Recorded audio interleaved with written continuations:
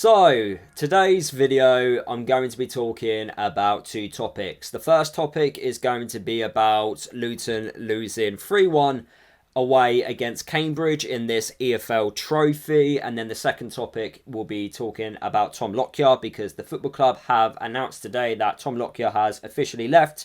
He has announced that he can return back to playing football. He's been given the all clear. He's played 3 times for the under-21 side. He's been given the all clear, but Luton have decided not to give him a new contract. So I'll give you my thoughts on the Tom Lockyer situation as well. So let's talk about the awful 90 minutes which I witnessed today against Cambridge. Cambridge decided to make a lot of changes, and despite making I think it was 10 changes in the end, they outplayed us and basically deserved to win that game. I cannot believe these group of players have no pride in their own performance. Some of them need to have a good hard look at themselves in the mirror because they don't care.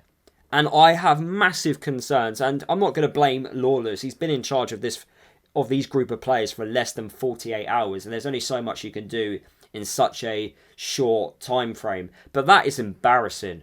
You know, the players that were picked for today's game against Cambridge, and that's what you give us on the pitch. They don't care. And I've come out so many times on these videos, and, you know, everyone will know that I've defended the recruitment team, and I've said that, you know, I do think these are good players. They have good CVs. They've gone elsewhere and done well. So I do think we've signed a good type of player. But they're not showing it. They're making me look stupid, and they're making others look stupid as well, because people are defending these players, but this is what they're giving us. This isn't fair. This isn't fair on me when I'm defending you and actually saying you are a good player. I do think there's quality there, but oh my God, they're not showing it, are they? They're definitely not showing anything. And this is a disgrace. It's a disgrace for people paying money to watch this because they're not putting effort in. There's not effort there. They can't come out after the game against Cambridge and say that, you know what, I tried. I actually did put in a really good performance. None of them can actually claim that they did. That's the embarrassing thing about it.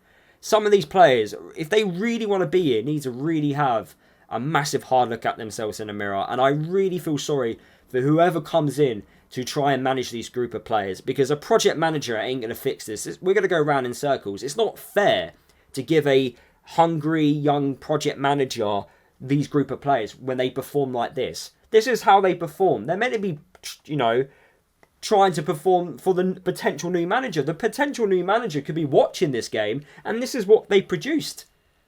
Some of them don't deserve to start the next game. They've given themselves no opportunity to start the next game. It's just shambolic.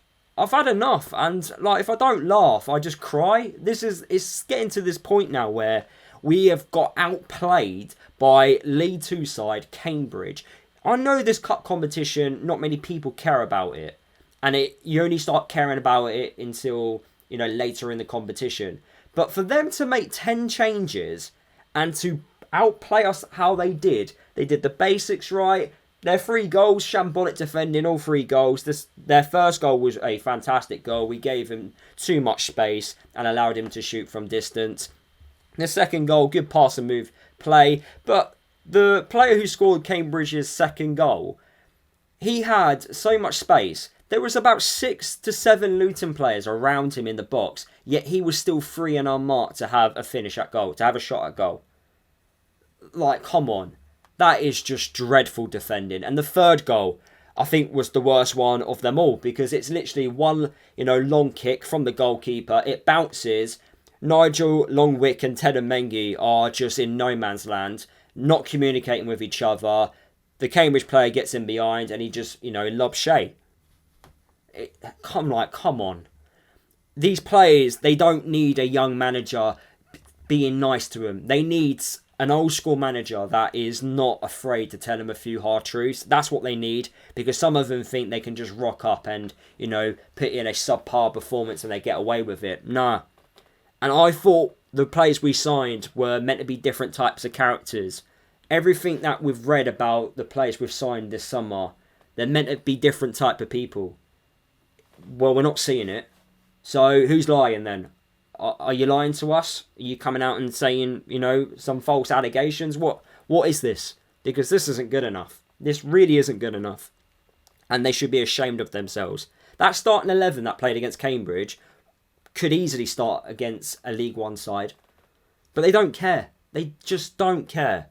But talking about a player that did care, Tom Lockyer. Every time he put on a Luton shirt, he cared. He put in 110%. He worked his arse off for this football club. And I understand the logic behind not giving him a new contract. I know people thought, actually, we need someone like Tom Lockyer in the squad right now. And I do understand where you're coming from. But realistically, if we want to play a back four, and so many supporters have been claiming that they want to play a back four, we want to see it more often, then you're not going to have more than 6, centre-backs at the football club. Whatever your thoughts are on the quality of centre-backs which we've got right now, you're not going to have loads. It doesn't make sense. On a financial basis, it doesn't make sense.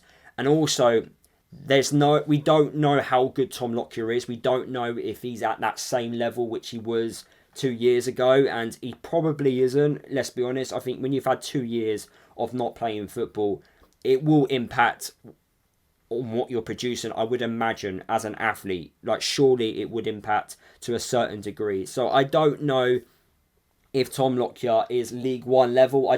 We don't know until we actually see it. I can see him joining a Bristol Rovers, the club where he was basically a club legend at, won promotion with. He's very well liked there, so that would make sense for a League Two move. I can imagine that happening. The football club did announce that he actually is going to be training with another club. We don't know who that club is, but he will have offers. I'm sure of it. He has been given the all clear.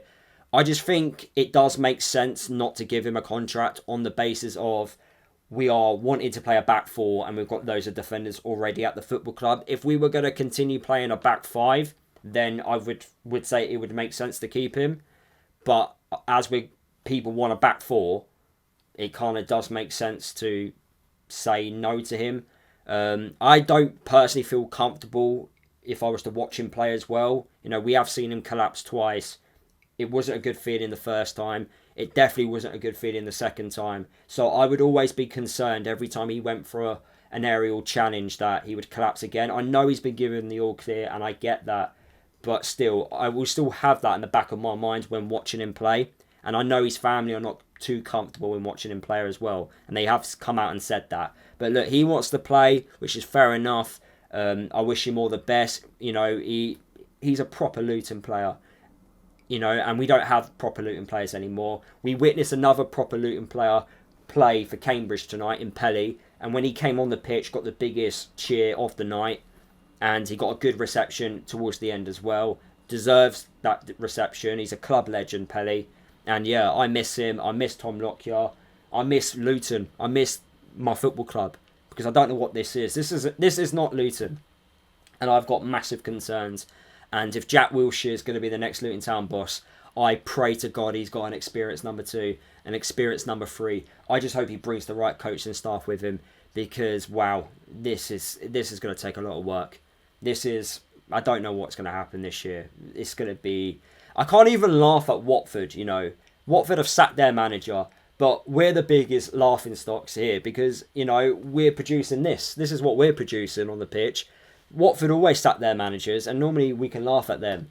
But I can't laugh at them because we're worse. It's basically what I'm trying to say. But yeah, I'm going to end the video there. Thank you for watching. Leave your thoughts down below. And yeah, I'll see you guys in tomorrow's video where I give you 5 potential candidates on who I think, could do a job being the Luton Town manager.